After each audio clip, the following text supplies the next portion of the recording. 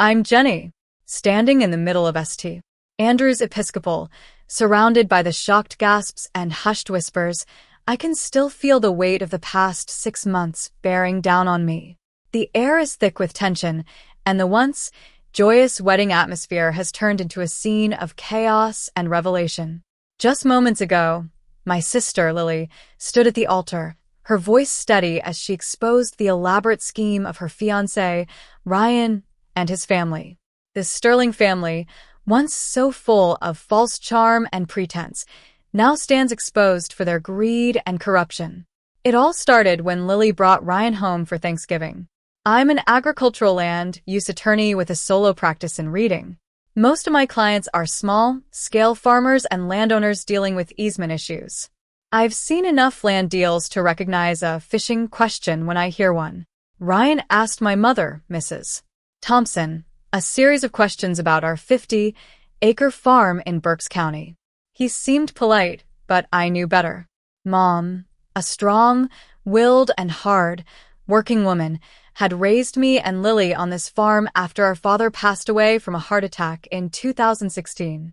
The farm was our family's pride and joy, and I could sense Ryan's ulterior motives. A few months later, we were invited to the Sterling family's mansion for a dinner. The moment we stepped into the foyer, with its marble floors and crystal chandeliers, I felt out of place.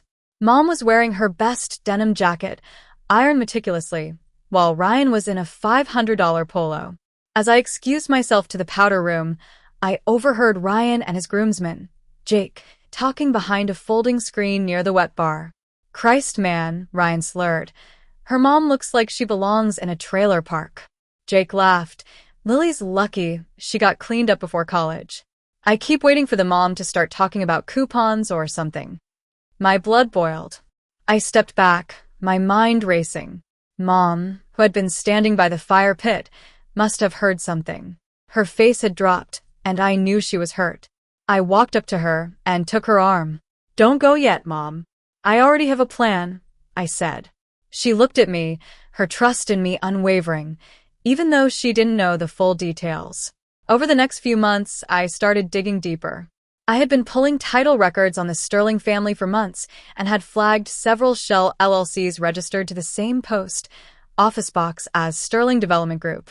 I suspected they were eyeing our farm for a highway expansion project that was yet to be publicly announced. Lily started to notice Ryan's strange behavior too.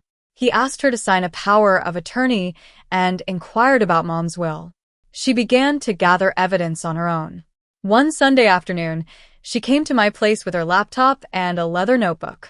We sat at the kitchen table, and I outlined what we needed: state DOT public planning documents, Sterling Development corporate filings, the commission voting record of Commissioner Carl Thompson, no relation to our family, and the prenuptial agreement.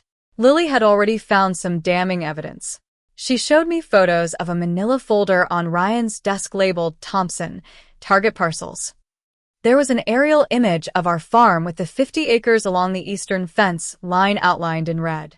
Handwritten annotations estimated a purchase price of $3,500 per acre and a net profit of $8,700,000 after reselling the land for the highway right of way. We knew we needed help. I reached out to an old law school friend, Ava, who worked in the public corruption unit at the Philadelphia field office of the FBI.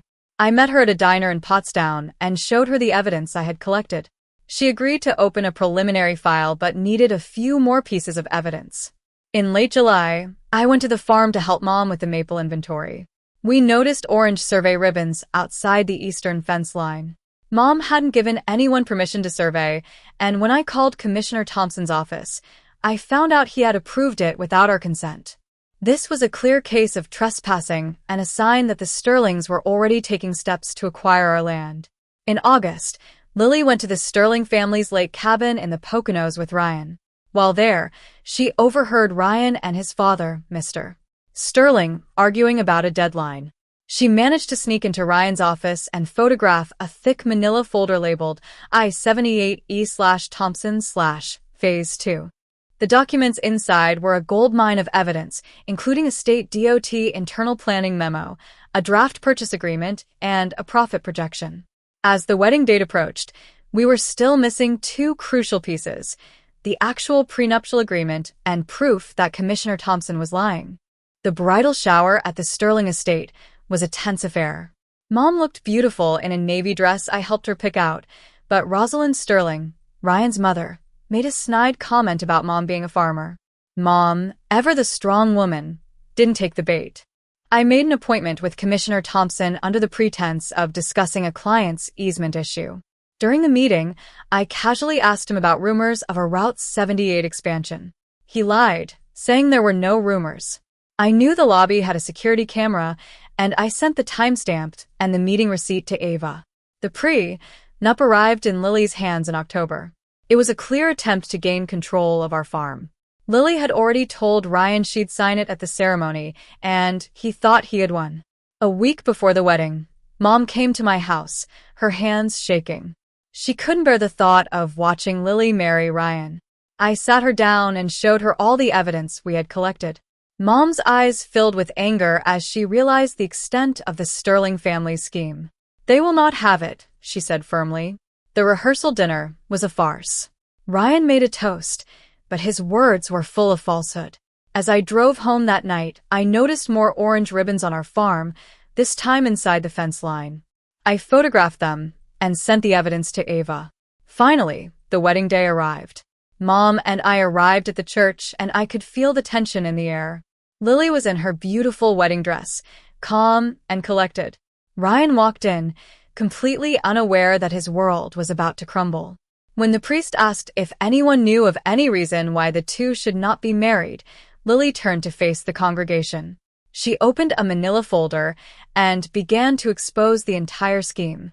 The church was filled with gasps and whispers as she revealed the prenuptial agreement, the land purchase plan, and the bribery of Commissioner Thompson. Ava, who was sitting in the pews as Lily's +1, stood up and arrested Mr. Sterling and Ryan on charges of wire fraud, conspiracy to defraud the United States, honest services fraud, and bribery of a public official. Sheriff Miller and his deputies escorted them out of the church. Rosalind Sterling, in a desperate attempt to save face, pleaded with Mom. "Eliza, please. Tell them this is a misunderstanding." Mom just looked at her, her silence speaking volumes. I stepped forward and said, "My mother belongs anywhere she wants to be. You're the one being escorted out." After the chaos subsided, we drove back to the farm. Mom rolled down the window, took a deep breath, and said, "He won't get the back 50. Lily, still in her wedding dress, said, "I'm starving. Can we stop at the diner?" We all laughed, the first real laughter in a long time. In the following months, the legal process unfolded. The grand jury returned indictments against Mr. Sterling on 8 federal counts, and he pleaded not guilty. Ryan was indicted on 6 counts, and the prosecutor offered no plea bargain. Commissioner Thompson resigned and was indicted on bribery and lying to a federal officer. Sterling Development Group lost several real estate licenses, and their CFO turned state's witness. The Pennsylvania Department of Transportation redrew the route of the I-78 East Extension, and our farm was no longer in the right of way. Lily quit the Sterling family circles and came to work full-time in my office. She took the LSAT and scored in the top 15 percentile. She started law school the following fall. Mom continued to tend to the farm, and life slowly returned to normal. Looking back, I realized that sometimes the truth is the most powerful weapon. We may have faced a powerful and corrupt family, but we stood our ground, and justice prevailed.